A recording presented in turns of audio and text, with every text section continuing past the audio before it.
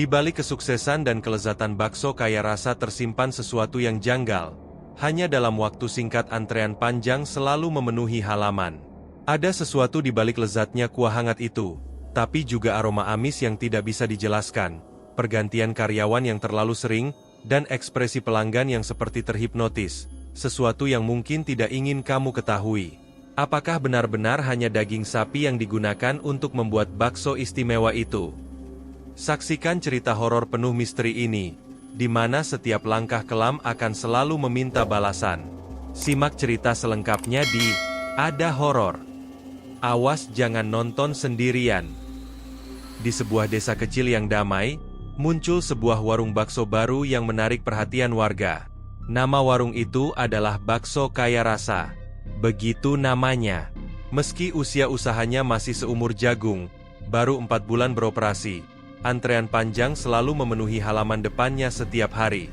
Warung ini terletak di sudut desa dan memiliki keunikan tersendiri, yaitu hanya buka setelah maghrib dan tutup sebelum pukul 9 malam. Meski dengan jam operasional yang terbatas, antrian panjang hampir selalu terlihat setiap harinya. Banyak yang penasaran dengan cita rasa bakso di sana. Kelezatan baksonya begitu diacungi jempol, hingga orang rela datang dari desa-desa tetangga hanya untuk menikmatinya, hingga membuatnya menjadi topik pembicaraan di mana-mana. Namun di balik kesuksesan Bakso Kaya Rasa, ada kisah lain yang berbanding terbalik. Warung bakso milik Pak Arman, atau kerap disapa Pak Ahmad oleh warga, yang telah lama berdiri di Desa Besowo kini terancam gulung tikar. Sebelumnya warung Pak Ahmad adalah satu-satunya warung bakso di desa tersebut dan menjadi favorit warga. Tetapi sejak kemunculan Bakso Kaya Rasa, pelanggan warungnya semakin sedikit, hingga akhirnya sepi. Pak Ahmad yang dulu begitu dikenal dengan baksonya, kini hanya bisa duduk termenung di bangku kayu, di depan warungnya yang lenggang. Pandangannya kosong, memikirkan nasib usahanya yang semakin terburuk. Beberapa kali ia mencoba mencari tahu, apa yang membuat Bakso Kaya Rasa begitu istimewa, tetapi ia tidak pernah menemukan jawabannya. Berbagai cara sudah dicobanya, mulai dari memperbaiki resep baksonya, hingga menurunkan harga, namun tetap saja, pelanggan lebih memilih Bakso Kaya Rasa. Penduduk desa pun mulai membicarakan hal ini. Ada yang merasa kasihan pada Pak Ahmad, tetapi ada juga yang tidak bisa menolak kelezatan Bakso Kaya Rasa. Tidak sedikit yang mulai bertanya-tanya, apa sebenarnya rahasia di balik kesuksesan warung bakso tersebut? Mengapa orang-orang seperti terhipnotis untuk terus kembali ke sana? Kabar tentang kesulitan yang dialami Pak Ahmad akhirnya sampai ke telinga keluarganya. Orang tua Dimas yang masih memiliki hubungan kerabat dekat dengan Pak Ahmad, merasa tidak bisa tinggal diam. Terlebih mereka memiliki hutang budi yang besar kepada lelaki itu. Bertahun-tahun lalu, Pak Ahmad pernah membantu biaya sekolah Dimas dan abangnya, saat kondisi keluarga Dimas sedang terpuruk. Kini saat Pak Ahmad dalam kesulitan, mereka ingin membalas kebaikannya. Dimas, besok kamu tolong ketemu Pak De Arman ya, di Desa Besowo. Semalam ibu mendapatkan kabar kalau dia sedang dalam masalah. Ucap Ratih kepada anaknya. Dimas yang sedang bersantai di ruang tamu, menoleh ke arah ibunya. Memangnya Pak De kenapa Bu? Ratih menghela nafas pelan, sebelum menjelaskan, usahanya hampir bangkrut. Sejak warung bakso baru itu dibuka, pelanggan Pak De semakin berkurang. Sekarang dia bahkan punya hutang. Jadi ibu mau kamu pergi ke sana dan memberikan bantuan yang sudah ibu siapkan. Mendengar hal itu, Dimas mengangguk paham. Ia tahu betapa besar jasa Pak Ahmad bagi keluarganya, dan ia pun tidak keberatan untuk membantu. Besok aku berangkat. Sekarang aku mau beres-beres dulu. Lagian kuliah libur lumayan panjang. Sekalian healing di desa Pak De saja. Malam itu juga, ia mulai mempersiapkan perjalanan ke Desa Besowo. Keesokan harinya, Dimas berangkat dari kotanya ke Desa Besowo dengan bus. Perjalanan menuju desa tersebut memakan waktu sekitar 3 jam perjalanan, dengan menaiki bus ditambah 1 jam dengan ojek. Selama perjalanan, ia melewati sawah-sawah hijau yang membentang luas, perbukitan kecil dan jalan-jalan desa yang masih asri. Udara pagi yang sejuk membuat perjalanan terasa menyenangkan, meskipun hatinya sedikit gelisah, memikirkan keadaan Pak Ahmad. Setelah beberapa jam perjalanan, akhirnya Dimas tiba di Desa Besowo. Ia langsung menuju rumah Pak Ahmad, yang berada tak jauh dari warung baksonya. Sesampainya di sana ia disambut oleh wajah letih Pak Ahmad, yang nampak jauh lebih tua dari terakhir kali ia melihatnya. Kerutan di wajah lelaki tua itu semakin dalam, dan matanya terlihat sayu. "Assalamualaikum Pak De," sapa Dimas dengan ramah. Pak Ahmad yang tengah duduk di teras rumahnya menoleh ke arah Dimas. Wajahnya sedikit terkejut, namun kemudian berubah menjadi senyum tipis. "Waalaikumsalam, Dimas. Kamu datang jauh-jauh ke sini? Ada apa toh?" Dimas duduk di samping Pak Ahmad, lalu berkata, "Saya dengar dari ibu, kalau Pak D sedang mengalami kesulitan, jadi saya ke sini untuk melihat keadaan Pak D." Pak D memang sedang mengalami masa-masa sulit. Sejak bakso kaya rasa itu dibuka, warung Pak D sepi pelanggan. Entah kenapa semua orang lebih memilih bakso mereka. Padahal Pak D sudah mencoba mencari cara untuk menarik pelanggan kembali, tapi tetap saja warung ini hampir bangkrut. Dimas mendengarkan dengan seksama, ia tahu betapa keras usaha Pak Ahmad untuk bertahan. Apa yang membuat baksonya begitu istimewa? Pak D sudah cari tahu. Sudah beberapa kali Pak D mencoba mencari tahu, bahkan pernah mencoba makan di sana, tapi rasanya memang luar biasa unik. Itu yang membuat orang lain kembali lagi. Dan apa mungkin ada bahan rahasia yang mereka gunakan? Atau mungkin cara memasaknya berbeda Pak D? Itulah yang membuat Pak D bingung. Tidak ada yang aneh dalam cara mereka memasak, tapi setiap orang yang makan di sana selalu ingin kembali lagi. Seakan-akan ada sesuatu yang menarik mereka untuk terus datang. Dimas terdiam, ia mulai merasa ada sesuatu yang janggal. Ia memutuskan bahwa malam ini, ia akan pergi ke warung bakso kaya rasa dan mencari tahu sendiri. Apa yang sebenarnya terjadi? Dimas semakin penasaran dengan apa yang membuat warung bakso itu begitu istimewa. Mengapa orang-orang rela mengantri, bahkan sebelum warungnya dibuka? Dengan langkah ragu, ia bergabung dalam antrian yang cukup panjang. Sambil menunggu, ia mencoba mengamati perilaku para pembeli. Mereka terlihat gelisah, tapi bukan karena tidak sabar. Ada semacam obsesi di mata mereka, seperti kecanduan. Saat warung akhirnya dibuka, seorang pria parubaya dengan senyum ramah menyambut pelanggan. "Mari silahkan duduk Mas. Mbak, bakso spesial sudah siap dinikmati," katanya dengan suara hangat. Dimas akhirnya berjalan memasuki warung, dan memilih tempat duduk di sudut ruangan. Matanya terus mengamati sekeliling, mencoba mencari tahu apa yang sebenarnya membuat bakso ini begitu istimewa. Pelanggan lain duduk dengan tertib, menunggu pesanan mereka disajikan. Tak ada yang mengobrol, tak ada suara canda tawa, seperti yang biasa terdengar di warung makan pada umumnya. Semua orang nampak serius, menunggu dengan tatapan yang nyaris kosong. Tak lama kemudian, seorang pelayan datang membawa semangkuk bakso panas ke mejanya. Aroma rempah yang kuat menyeruak ke udara begitu tajam, hingga membuat hidungnya sedikit perih. Dimas melirik mangkuk itu dengan perasaan bercampur aduk. Secara tampilan, bakso itu terlihat seperti bakso biasa, bulatan daging, yang mengambang dalam kuah bening, ditaburi daun bawang, dan bawang goreng. Dimas memperhatikan pelanggan lain, mereka semua makan dengan lahap, seakan tidak ingin meninggalkan satu tetes pun kuah di mangkok mereka. Ada yang memejamkan mata saat menyeruput kuahnya, ekspresi puas tergambar jelas di wajah mereka. Namun ia merasa ada sesuatu yang janggal. Tidak ada satupun pelanggan yang berbincang-bincang. Semua fokus menikmati bakso mereka dalam diam, seperti orang yang terhipnotis. Kening Dimas mengernyit, ia mulai menyendok kuah bakso. Lalu seperti biasanya sebelum makan, ia membaca bismillah dalam hati, ia meniup perlahan, lalu menyeruput kuahnya. Begitu sendok pertama masuk ke mulutnya, alih-alih merasakan kelezatan yang digembar-gemborkan oleh orang, lidahnya justru menangkap rasa yang aneh. Kuahnya terasa hambar, bahkan cenderung pahit, ada aroma amis yang begitu kuat, bercampur dengan rempah yang sepertinya sudah sangat tua, atau bahkan membusuk. Baksonya sendiri kenyal, tapi memiliki rasa yang membuat perutnya mual.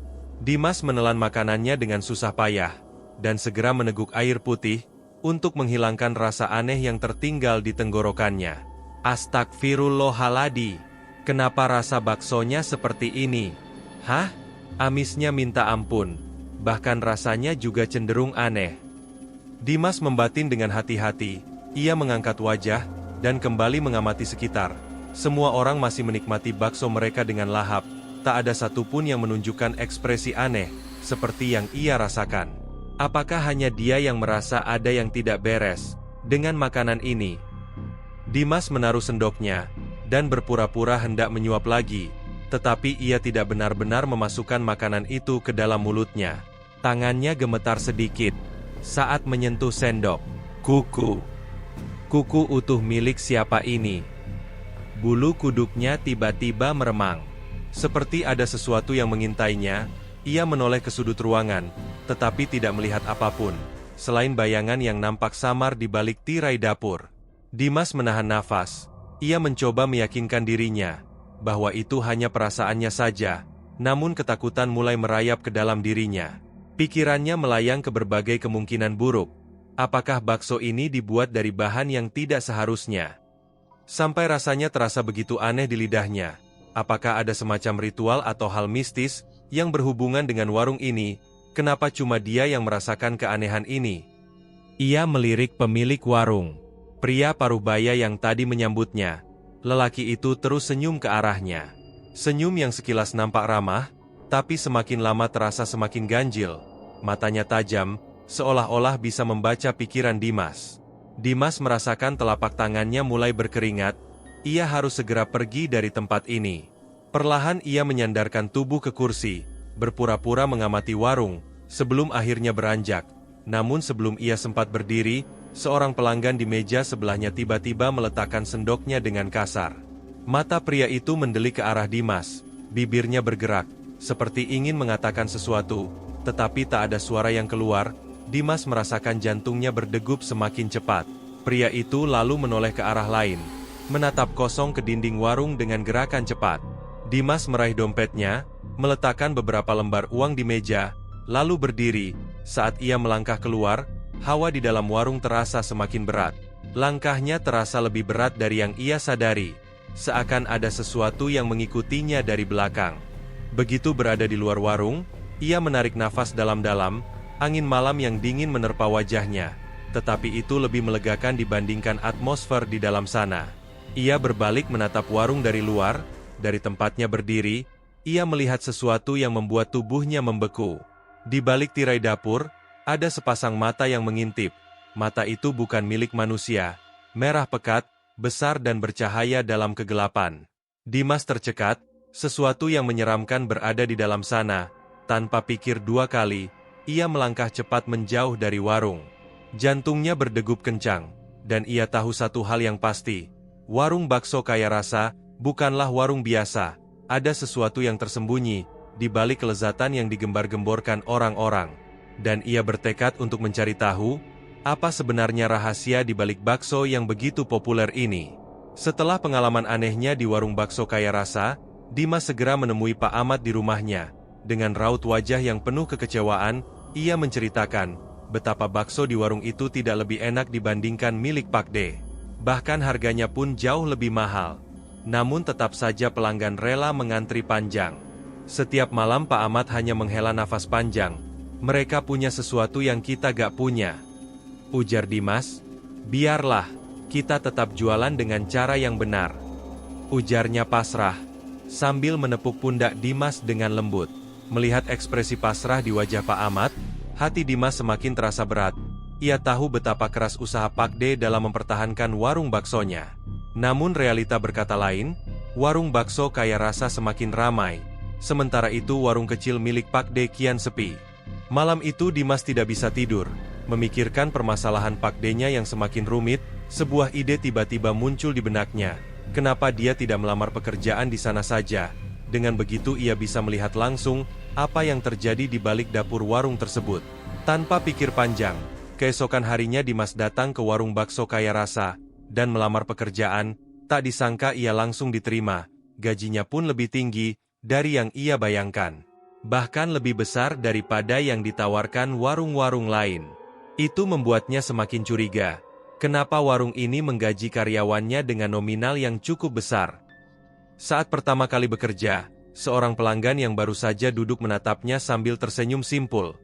Oh, karyawan baru lagi ya? Warung ini baru buka 4 bulan. Tapi udah ganti karyawan 4 kali. Pasti karena warungnya terlalu ramai, jadi capek sendiri. Semoga kali ini kamu betah ya. Nggak seperti yang lain, yang tiba-tiba saja berhenti. Ujar orang itu santai, sebelum kembali menyantap baksonya. Dimas hanya tersenyum tipis. Informasi ini semakin menguatkan kecurigaannya. Pergantian karyawan dalam waktu singkat, tentu bukan hal yang biasa. Jika warung ini begitu sukses, seharusnya para pekerjanya betah bukan? Dimas bekerja seperti biasa. Ia mengambil pesanan, menyajikan bakso, dan membersihkan meja pelanggan. Namun ada sesuatu yang mengusiknya. Para pelanggan selalu makan dalam diam, seolah terhipnotis oleh makanan yang mereka santap. Tidak ada yang berbincang-bincang, tidak ada yang menggunakan ponsel. Mereka hanya fokus pada bakso. Mereka seperti orang yang sedang mengalami euforia yang tidak dapat dijelaskan saat warung tutup malam itu. Dimas berinisiatif membantu membereskan area dapur sendirian, sementara Rizky, rekannya masih sibuk menata kursi dan membersihkan area depan. Ketika Dimas tengah mengelap meja kasir, tanpa sengaja ia melihat sesuatu yang membuat bulu kuduknya meremang. Di bawah meja, ada sebuah buntalan kain putih yang diikat erat, seperti pocong kecil. Awalnya ia mengira itu hanya kain biasa, namun saat ia mencoba menyentuhnya, ia merasakan getaran aneh yang langsung menjalari tubuhnya. Bukan hanya itu, di sudut dapur ia juga menemukan nampan sesaji berisi bunga dan kemenyan. Pemandangan ini membuatnya semakin yakin bahwa ada sesuatu yang disembunyikan di warung ini. Jantungnya berdetak kencang. Ia ingin mencari tahu lebih jauh, namun langkah kakinya tiba-tiba terhenti ketika suara berat seseorang terdengar di belakangnya. "Apa yang kamu lakukan?" Dimas tersentak, ia berbalik dan mendapati Pak Tejo. Pemilik warung menatapnya dengan sorot mata tajam. Dimas menelan ludah, mencoba tetap tenang. Saya hanya membereskan meja, Pak. Warung sudah tutup, jadi saya mau bersih-bersih." Jawabnya gugup. Pak Tejo mendekat, ekspresinya semakin dingin. "Dengar baik-baik, kerjaan kamu di sini cuma layani pelanggan dan cuci peralatan makan. Jangan ikut campur urusan lain, terutama masalah di area dapur dan kasir. Paham?" Nada suaranya terdengar tegas, hampir seperti peringatan. Dimas hanya mengangguk cepat. Ia tahu, jika ia membantah situasinya bisa semakin buruk. Namun dalam hatinya, rasa penasaran semakin memuncak. Ia tidak bisa mengabaikan semua kejanggalan yang ia lihat malam itu. Dimas pulang dengan hati yang gelisah. Ia terus memikirkan warung bakso itu, dan segala rahasia yang tersembunyi di dalamnya. Apakah ini berkaitan dengan ilmu pesugihan? Ataukah ada hal yang lain? Dimas tahu satu hal, ia tidak bisa mundur sekarang. Ia harus mencari tahu kebenarannya, bagaimanapun caranya. Beberapa hari berlalu sejak kejadian di dapur kaya rasa. Dimas tetap bekerja di sana, tetapi kini ia berhati-hati. Ia tidak lagi berani menyentuh area dapur atau kasir, tanpa izin dari Pak Tejo. Setiap hari ia hanya fokus melayani pelanggan, mencuci mangkok dan gelas, serta memastikan warung tetap bersih di area yang diperbolehkan. Namun, meskipun ia berusaha bertindak normal, pikirannya terus dihantui oleh benda-benda aneh yang ia lihat sebelumnya. Dimas mencoba menepis kecurigaan, tetapi rasa gelisah terus menghantuinya. Ia bahkan kerap merasa diawasi setiap kali bekerja, terkadang tanpa alasan yang jelas, bulu kuduknya meremang. Namun ia tetap berusaha menyeimbangkan perasaan dan profesionalismenya, agar tidak menimbulkan kecurigaan. Suatu malam, warung kaya rasa kehabisan stok bakso lebih cepat dari biasanya. Pelanggan yang membludak membuat semua persediaan habis sebelum waktu tutup. Dimas tengah sibuk mengelap meja, ketika tiba-tiba Pak Tejo menghampirinya. Wajahnya nampak lebih serius dari biasanya. "Dimas, kamu ke rumah ambil stok bakso lagi. Bilang sama Bu Tejo, suruh kasih stok yang di belakang dapur." Perintahnya singkat, tetapi nadanya terdengar seperti tidak ingin ada pertanyaan lebih lanjut. Dimas mengangguk patuh. Meskipun hatinya tidak bisa menolak kegelisahan yang muncul. Dimas segera pergi ke rumah Pak Tejo, dengan berjalan kaki karena jaraknya tidak terlalu jauh juga. Ketika sampai di depan rumah, Dimas mengetuk pintu perlahan. Beberapa detik berlalu tanpa jawaban. hingga akhirnya ia mendengar langkah kaki mendekat. Pintu terbuka, dan di ambang pintu berdiri Butejo. Dimas menelan ludah saat melihat wanita itu pakaiannya berlumuran darah, dan di tangannya tergenggam sebilah golok yang masih meneteskan cairan merah pekat. Bau anyir yang tajam langsung menusuk hidung Dimas, membuat perutnya bergejolak ingin muntah. "Ada perlu apa?" tanya Butejo dengan suara pelan, namun penuh ancaman. Sorot matanya tajam dan dalam. Dimas menelan ludahnya yang terasa pahit. Anu Bu, saya disuruh Pak Tejo untuk mengambil stok bakso. Di warung stok sudah habis katanya. Jawabnya dengan suara gemetar. Butejo tidak langsung menjawab. Ia hanya menatap Dimas tanpa ekspresi, seakan menilai apakah anak muda ini berbohong atau tidak. Setelah beberapa detik, akhirnya ia mengangguk kecil. "Tunggu di sini. Aku siapkan dulu," katanya, sebelum berbalik masuk ke dalam rumah. Dimas berdiri mematung di depan pintu, tetapi pikirannya bekerja cepat entah kenapa. Rasa penasaran kembali muncul, mata Dimas mencari-cari celah untuk melihat lebih dalam ke dalam rumah. Dengan langkah hati-hati, Dimas meringsut ke samping rumah. Ia melihat ada jendela dengan tirai yang sedikit terbuka. Dengan perlahan ia mendekat dan mengintip ke dalam. Apa yang dilihatnya membuat darahnya berdesir hebat. Di dalam ruangan itu, ada sebuah meja panjang yang berantakan, dengan daging yang belum dibersihkan. Golok yang tadi dipegang Butejo, kini tergeletak di sampingnya, masih berlumuran darah. Lantai di bawahnya penuh dengan bercak merah yang belum sempat dibersihkan. Dimas hampir kehilangan keseimbangan saat melihat sesuatu yang tampak seperti sebuah kaki manusia yang menjulur dari balik meja. Dimas menutup mulutnya dengan tangan, menahan teriakannya, nafasnya memburu, tubuhnya gemetar. Ia ingin segera pergi dari tempat itu, tetapi sebelum sempat bergerak, ia mendengar langkah kaki mendekat ke arah pintu depan.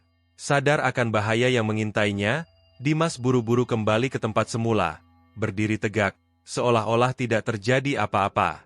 Beberapa detik kemudian, Butejo keluar sambil membawa plastik besar berisi bakso. "Ini baksonya. Bawa cepat ke warung," katanya dengan nada datar. Dimas mengangguk kaku, menerima plastik itu dengan tangan gemetar. Ia mengucapkan terima kasih sekedarnya sebelum berbalik dan berjalan menjauh. Begitu sampai di ujung gang, ia langsung berlari. Nafasnya memburu, keringat dingin mengalir di pelipisnya. Setibanya di warung, Dimas meletakkan plastik bakso di dapur dengan tangan yang masih bergetar. Ia menatap plastik itu dengan perasaan ngeri. Kini ia tidak bisa mengabaikan kecurigaannya lagi. Sesuatu yang mengerikan sedang terjadi di warung ini. Dimas tahu, ia harus mencari cara untuk mengungkap kebenaran. Tetapi bagaimana caranya? Tanpa membahayakan dirinya sendiri. Dimas kesulitan fokus, dia merasakan tubuhnya gemetar dengan begitu hebat. Ketakutan jelas terlihat di sorot matanya. Bayangan mengerikan dari apa yang baru saja ia lihat terus menghantui pikirannya. Bayangan yang sama sekali tidak pernah ia bayangkan sebelumnya akan terjadi dalam hidupnya. Dia teringat sempat mencicipi bakso itu meski cuma sekali suap. Mendadak perutnya terasa mual. Nafas Dimas terlihat tersengal, keringat dingin membasahi punggungnya. Ia berusaha bersikap normal, tetapi detak jantungnya begitu kencang, hingga terasa bergemuruh di dadanya. "Hei Dimas, kamu kenapa? Muka kamu pucat," tanya Rizky, salah satu rekan kerjanya di warung kaya rasa. Dimas menelan ludah, mencoba mencari alasan yang masuk akal. Aku kurang enak badan, mungkin masuk angin." Rizky mengernyit, tetapi tidak terlalu curiga. "Kalau memang gak enak badan, bilang aja sama Pak Tejo, minta izin pulang lebih awal." Tanpa pikir panjang, Dimas langsung mendatangi pemilik warung Pak Tejo, dan meminta izin pulang lebih awal. Ia mengatakan bahwa tubuhnya terasa lemas, dan kepalanya pusing. Pak Tejo awalnya ragu, tetapi akhirnya mengizinkannya pergi, setelah melihat wajah Dimas yang pucat pasih. Dimas berjalan cepat meninggalkan warung, seolah-olah ingin segera menjauh dari tempat itu, karena keadaannya yang tengah sakit. Namun di balik itu, ketakutan jelas menjadi faktor utama. Dimas bergegas pulang. Begitu sampai di rumah Pak Ahmad, ia langsung masuk lantas mengunci pintu, dan menghempaskan diri ke kasur. Matanya memandang langit-langit dengan kosong, bayangan sosok mengerikan yang ia lihat tadi masih melekat jelas di benaknya. Apa yang aku lihat tadi? Kenapa semuanya begitu mengerikan? Dimas berusaha meredam rasa takutnya, meski pada kenyataannya hal itu sangat sulit. Baginya, setiap kali ia memejamkan mata, yang ia lihat hanyalah tangan Butejo yang menggenggam golok berdarah, lantai berlumuran darah, dan tumpukan daging yang mengeluarkan bau anyir. Tangannya menggenggam erat selimutnya, pikirannya terus bertanya-tanya. Daging apakah yang ada di rumah Butejo? Apakah benar itu daging sapi seperti yang seharusnya? Tapi yang terlihat tadi, jelas-jelas bukan kaki sapi. Dimas merasa ingin muntah, namun ia menahannya. Ia mencoba menarik nafas panjang berulang kali, tetapi perasaan takutnya tetap tidak berkurang. Tak lama ponselnya bergetar di atas meja, dengan tangan bergetar Dimas meraihnya, dan melihat nama Rizky di layar. "Halo Dim, kamu beneran sakit kan? Kok tadi buru-buru banget pergi?" tanya Rizky, begitu panggilannya diangkat. Dimas berusaha mengontrol suaranya, agar terdengar normal. "Iya Ki, aku pusing banget, jadi langsung pulang." "Ya udah istirahat saja, kalau besok masih nggak enak badan, kasih tahu aja Pak Tejo, tapi jangan lama-lama sakitnya, aku keteteran kerja sendirian." "Iya Ki, makasih." Dimas segera mematikan panggilan, dan meletakkan ponselnya. Ia menarik nafas dalam-dalam, berharap bisa menenangkan diri, namun pikirannya masih kacau. Ia mulai berpikir untuk pergi dari warung itu. Tapi bagaimana jika ia tiba-tiba mengundurkan diri? Apakah Pak Tejo dan Bu Tejo akan curiga? Apakah mereka akan melakukan sesuatu padanya? Dimas tidak tahu harus berbuat apa. Ia hanya bisa berharap bahwa apapun yang ia lihat tadi bukanlah seperti yang ia pikirkan. Mungkin dia salah lihat. Malam semakin larut, tapi Dimas masih belum bisa tidur. Rasa takut masih menyelimuti pikirannya. Namun di tengah kecemasan yang mendalam, rasa lelah akhirnya mengalahkan segalanya. Matanya perlahan terpejam, dan ia pun tertidur meski dengan mimpi buruk yang menghantuinya.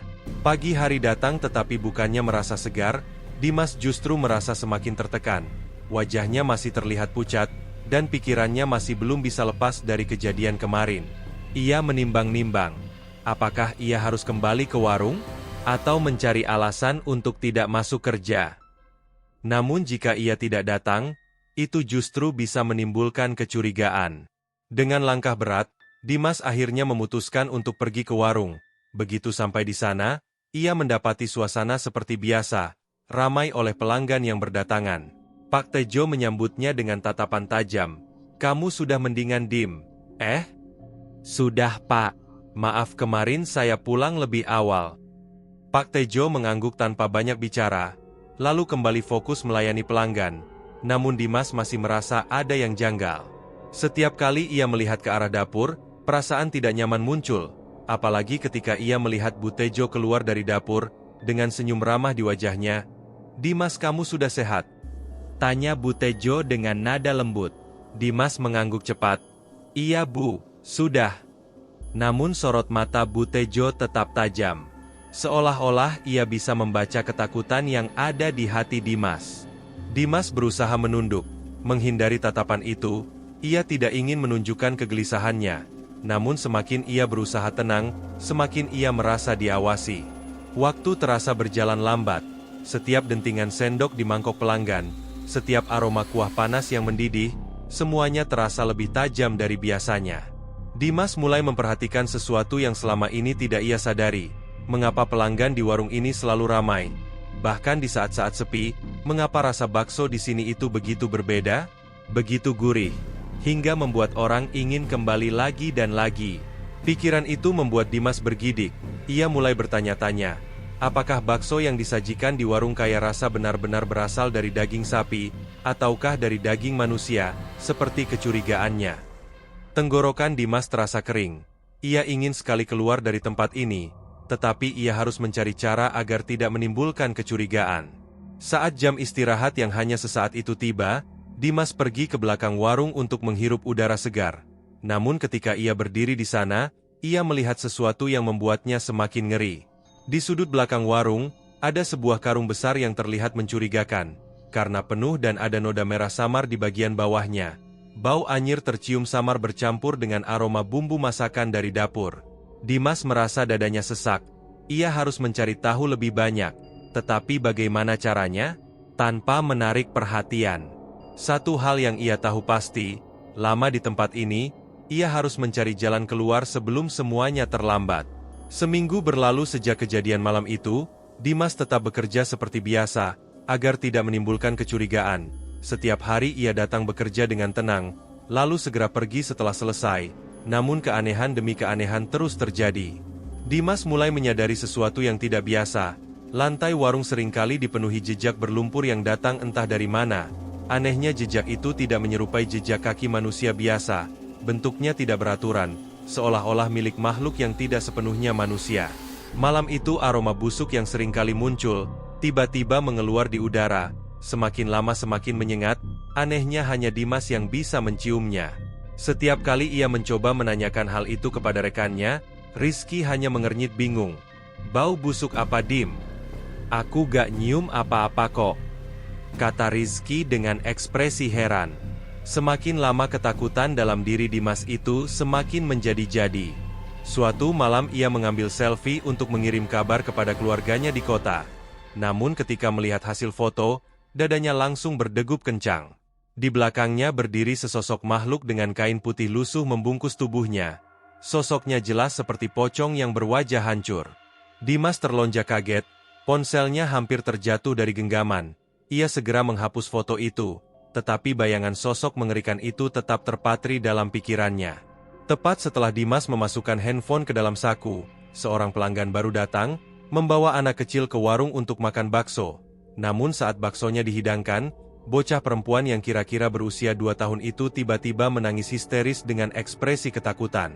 Orang tuanya bingung, dan mencoba menenangkan anaknya. Tetapi bocah itu terus menangis, hingga mereka terpaksa pergi sebelum sempat memakan hidangannya. Tapi Pak Tejo menepuk pundak Dimas yang sedang membersihkan meja. "Dimas, aku mau bicara sebentar," kata Pak Tejo. Sore itu Dimas menelan ludah. Iya Pak, kamu bekerja dengan baik selama ini. Aku dan istriku ingin mengundangmu makan malam di rumah besok. Anggap saja sebagai apresiasi, sekalian ada bonus buat kamu." Dimas langsung merasa tidak enak. Ingin rasanya menolak, tetapi ia tahu, itu akan mencurigakan. Jika ia menolak, bisa saja Pak Tejo menyadari, bahwa Dimas telah mengetahui rahasia kelam warung ini. Dengan berat hati, ia akhirnya mengangguk setuju. Malam itu Dimas bersiap menuju rumah Pak Tejo. Namun ia datang dengan rencana, ia memiliki kenalan polisi bernama Bima, teman abangnya di kota. Dia sudah langsung menceritakan semua kecurigaannya kepada Bima. Sejak Pak Tejo mengundangnya kemarin malam, sebelum berangkat, Dimas memastikan panggilan telepon tetap tersambung dengan Bima. Ia menyimpan ponselnya di saku celana pendek, lalu mengenakan celana jeans panjang di luarnya, untuk menyembunyikan perangkat tersebut.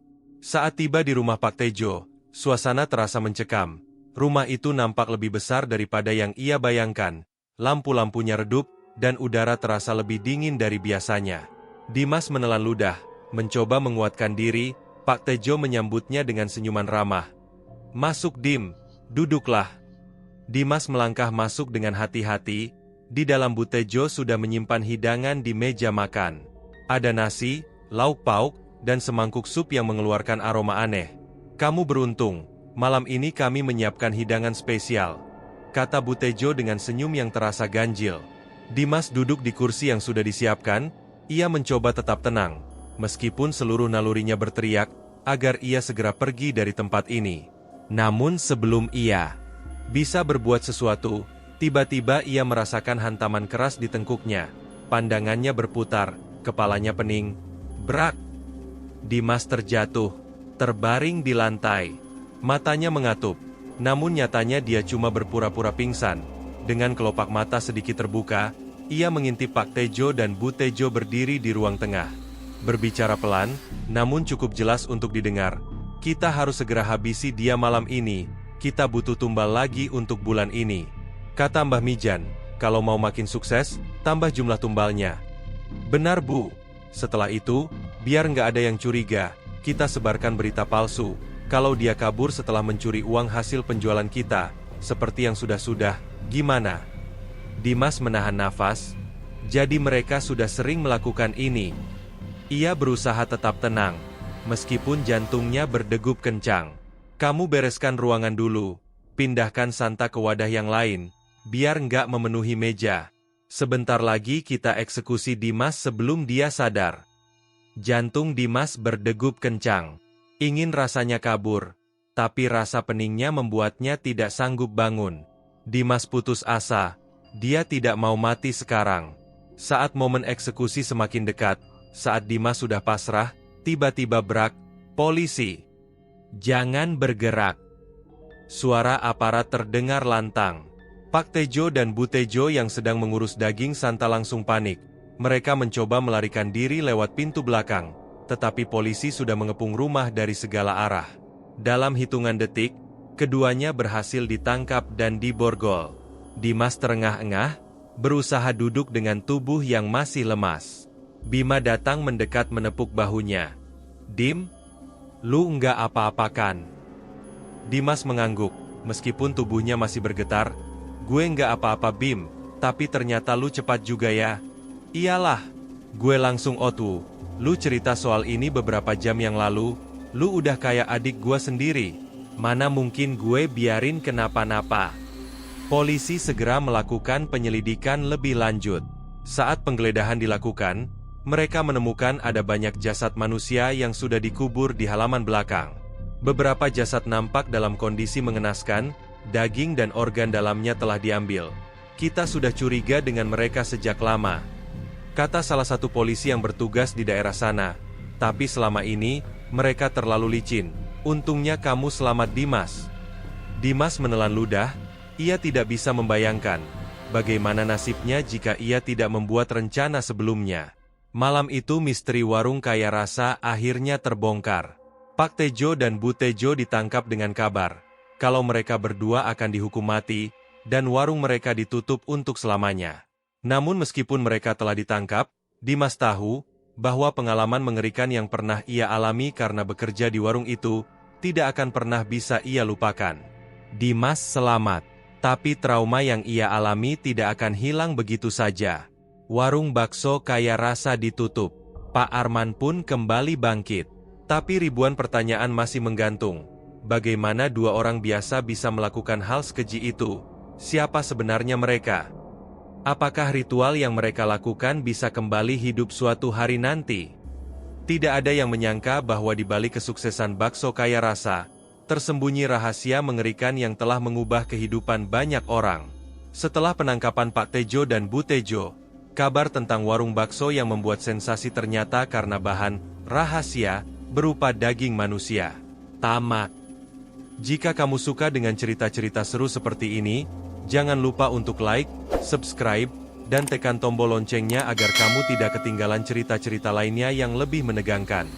Jangan lupa untuk share video ini ke teman-temanmu, agar lebih banyak orang yang bisa menikmati kisah misteri dan horor seperti ini. Terima kasih sudah menonton.